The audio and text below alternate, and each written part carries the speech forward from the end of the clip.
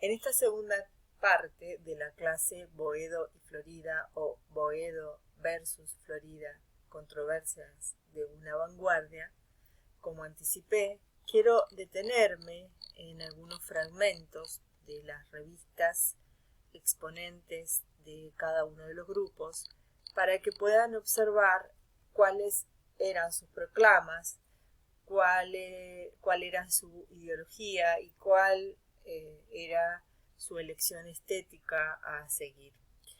En primer lugar voy a leer un fragmento de Prisma del 21, luego un fragmento de Proa del 24, otro de Campana de Palo también del 24 y otro de Claridad. ¿Sí?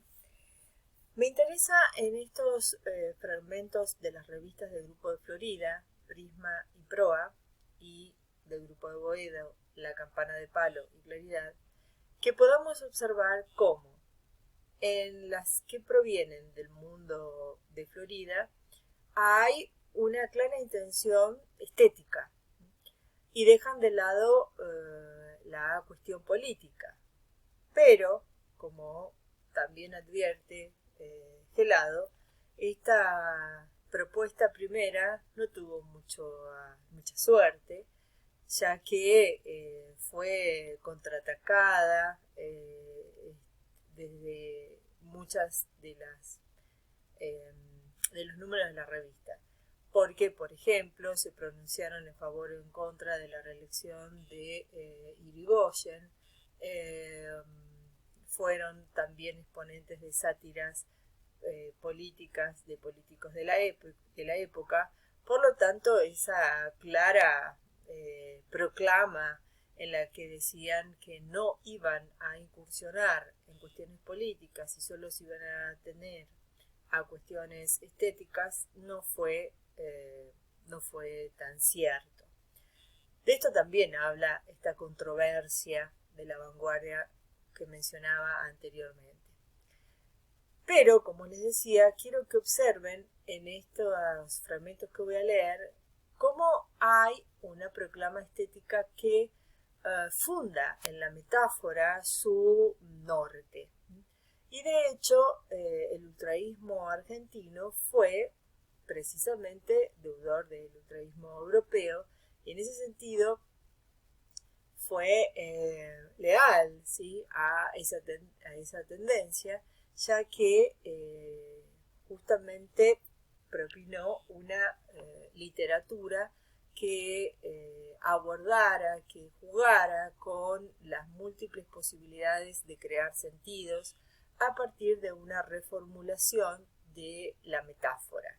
Cuando digo de reformulación me estoy refiriendo a cómo intencionalmente se alejaron, pretendieron alejarse, romper con las metáforas construidas por la tradición hispánica hasta el momento. ¿Sí? Bien, entonces voy a leer en primer lugar un fragmento de Prisma en el que se puede observar cuál es la definición de los ultra argentinos, del ultraísmo argentino. El título del fragmento es precisamente Ultra y dice lo siguiente, cito: nosotros, los ultraístas, queremos desanquilosar el arte. En este sentido es lo que acabo de decir.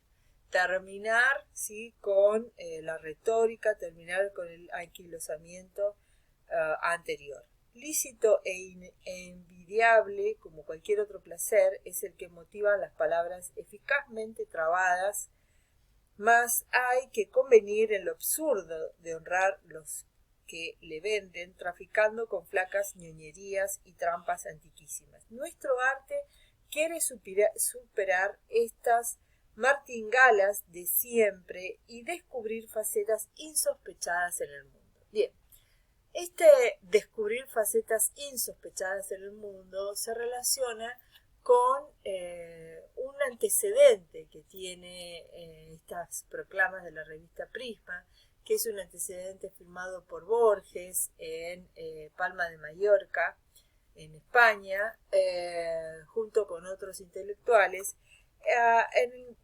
el proclama en la que van a manifestar que de las dos estéticas que existen, una es la pasiva de los espejos y otra es la estética activa de los prismas. Y acá hay una clara adhesión a terminar con el mimetismo en el arte, ¿sí?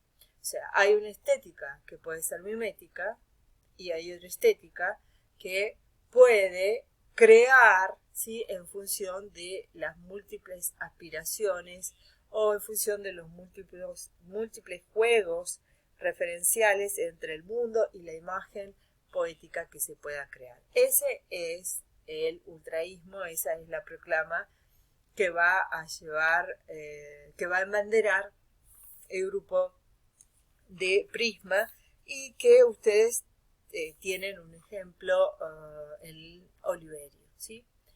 Esa creación hasta el absurdo, hasta lo grotesco, esa ruptura absoluta de la unidad más anquilosada, ¿sí?, que es la unidad gramatical, ¿sí?, la norma sintáctica. El otro manifiesto, ¿sí?, que ya se acerca a proa, de Borges, que aparece en la revista Nosotros en el año 21, a finales del 21, Borges aclara precisamente cuál es esta adhesión, ¿sí?, a estética, que es una reducción de la lírica a la metáfora. Y lo dice en estos términos, cito: la presente actitud del ultraísmo es resumible en los principios que siguen. 1. Reducción de la lírica a su elemento primordial, la metáfora. Tachadura de las frases medianeras de nexos y adjetivos inútiles. Abolición de los trebejos ornamentales, el confesionalismo, la circunstanciación, las prédicas y la nebulosidad rebuscada. Síntesis de dos o más imágenes en una que ensancha de ese modo sus facultades de sugerencia. Bien.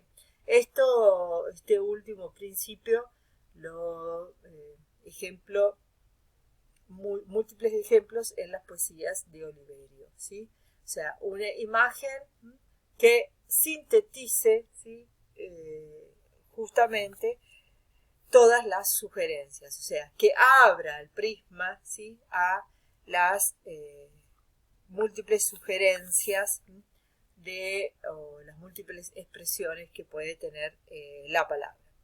Y por último, sí, quiero leerles una dedicatoria al lector, ¿sí?, publicada en Proa en el 22, que dice: al oportuno lector, revista Proa.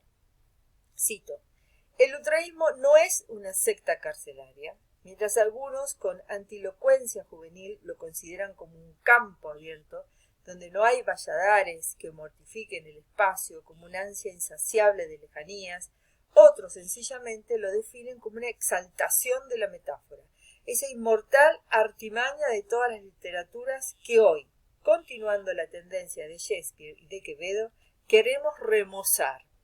De estas explicaciones, intuitiva la primera, intelectual la segunda, elige la que más te plazca. Huelgan ambas si nuestros versos no te conmueven. Huelgan también si alguno de ellos logra palparte el corazón. Bien, fin de esta carta, esta dedicatoria al lector, con ese título, al oportuno lector, de la revista Proa. Vuelve a insistir en esa elección prismática de la lengua, que es el uso, ¿sí?, la creación de la metáfora, ¿sí? Bien.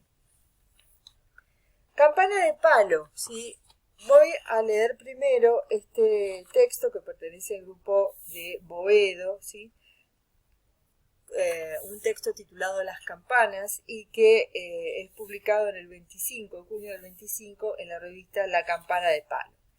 Primero enunciado, ¿sí?, hace alusión a un proverbio popular que dice: las campanas de palo son las razones de los pobres. Entonces el texto empieza así, cito: la campana de palo y las razones de los pobres. No es eso. A pies juntos saltaremos por encima del refranero criollo y de los cantares anónimos. No los desdeñamos. Otra cosa es la nuestra. Totalmente opuesto será el símbolo en que intentemos encerrarnos. Seremos modestamente nada más ni nada menos que una misérrima campana de palo entre otras tantas campanitas, con la pequeñísima diferencia de no vivaquear sobre esa gangrena moral que es el mundillo turfístico, de no emporcarnos en la cegueñolienta crónica policial, de no recabar pingües ganancias de la debilidad de los señoritingos, damitas y señoronas de sociales, no inflar telegramas u otros cosos, haciéndolos reventar de mentiras que se desparramarán en la calva lustrosa de la opinión pública, pringándola y enturbiándola, ni tampoco hemos de propagar el deporte brutal, cuco del chauvinismo ramplón.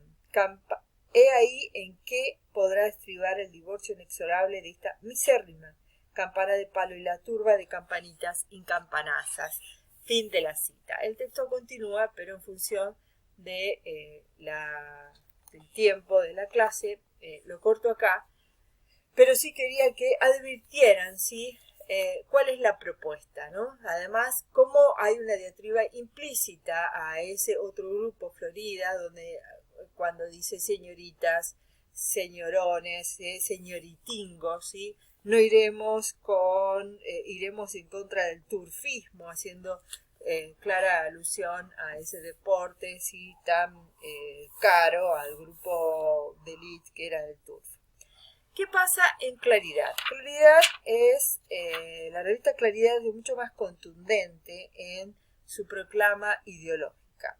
Esto que voy a leer aparece en el primer número en julio de 1926 y puntualmente dice, cito, Claridad aspira a ser una revista en cuyas páginas se reflejen las inquietudes del pensamiento izquierdista en todas sus manifestaciones. Deseamos estar más cerca de las luchas sociales que de las manifestaciones puramente literarias.